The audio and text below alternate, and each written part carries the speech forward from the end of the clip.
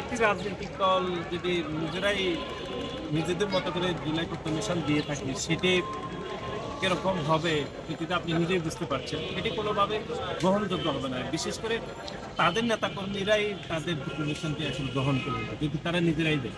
এটি কোনোভাবে সার্বজনীন হবে না। বা ধরুন আমাদের দলের যদি একটা দিয়ে থাকে, সেটিও তো কোনোভাবে সার্বজনীন হবে না।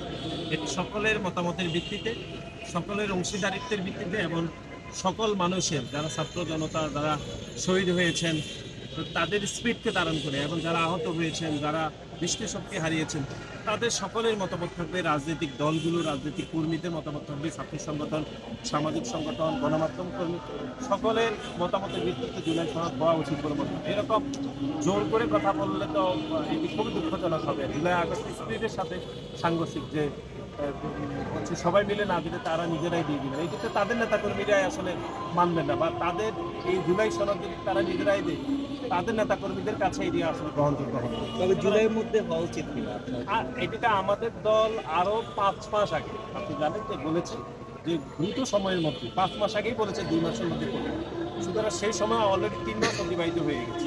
সুতরাং এটি সরকারের ব্যর্থতা বলে আমরা মনে করি। আমাদের দলের পক্ষ থেকে বলা হয়েছে আরো 5 মাস আগে বলা হয়েছে 3 মাসের মধ্যে। সুতরাং অলরেডি 3 মাস পার হয়ে গেছে। সুতরাং এটি আমাদের দলের কোনো অংশীদারিত্ব নেই এই যে পিছিয়ে যাওয়া, বরং আমরা সহযোগিতা করছি।